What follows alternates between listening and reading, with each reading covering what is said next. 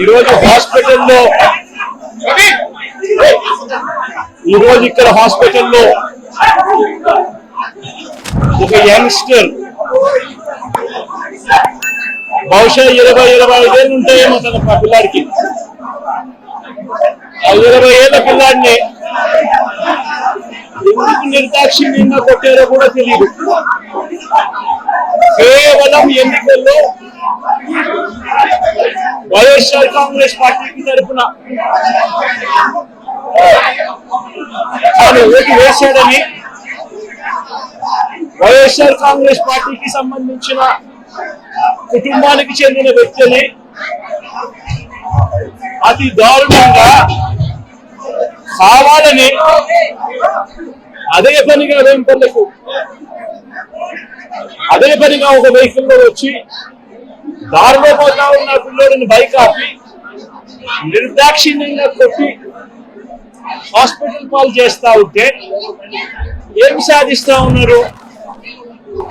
ఇంతవరకు పులివెందుల్లో ఎప్పుడు ఇలాంటి సాంప్రదాయం లేదు.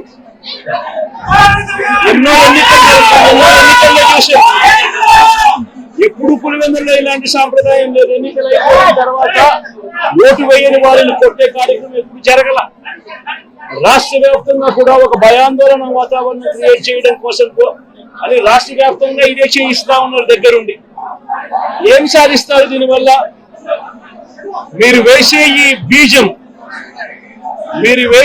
బీజం చేసే ఈ చెడు సాంప్రదాయం రేపొద్దున మళ్ళీ తెలుగుదేశం పార్టీ కార్యకర్తలకు చుట్టుకుంటుంది. చంద్రబాబు నాయుడు అనుకుంటా ఉన్నాడు తానేదో ఈ మాదిరిగా చేసి భయాందోళన క్రియేట్ చేసి వైఎస్ఆర్ కాంగ్రెస్ పార్టీకి ఓటు వేసిన వాళ్ళని కొట్టడం వల్ల ఒక తెలియని ఆనందం తనలో ఏదో పొందాలని చెప్పి అనుకుంటా ఉన్నాడు. రాష్ట్ర వ్యాప్తంగా ఒక భయాన్ని క్రియేట్ చేయాలని ప్రయత్నం చేస్తా ఉన్నాడు. కానీ నేను చంద్రబాబు నాయుడు గారికి మరొక్కసారి కూడా చెప్తా ఉన్నా, ఒక చెడు సాంప్రదాయానికి నాంది పలుకుతా ఉన్నారు. దయచేసి ఆపండి. ఆపకపోతే మాత్రం ఎల్లకాలం మీరే అధికారంలో ఉండరు. అధికారం మారిన రోజున ప్రజలు చంద్రబాబు నాయుడు గారు చేస్తా ఉన్న ఈ అన్యాయాలను చూసి శిశుపాలని పాపాలు పండినట్టుగా ఆ పాపాలు చాలా వేగంగా పండుతా ఉన్నాయి. అధికారం మారిన రోజున తాను చేస్తా ఉన్న ఈ చెడు సాంప్రదాయం తనకే చుట్టుకుంటుంది. ఈరోజు దెబ్బలు తగిలినా దెబ్బలు తిన్నా ప్రతి ఒక్కరూ కూడా రేపొద్దున ఇదే మళ్ళీ అటువైపున చేసేదానికి మీరంతటి మీరే బీజం వేస్తా ఉన్నారు. ఇది సరైన పద్ధతి కాదు.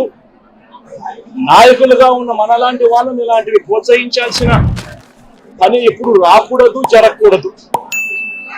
దయచేసి చంద్రబాబు నాయుడు గారికి ఇప్పటికైనా చెప్తా ఉన్నా, చంద్రబాబు నాయుడు గారిని హెచ్చరిస్తా ఉన్నాను, మరొక్కసారి మళ్ళీ హెచ్చరిస్తా ఉన్నాను.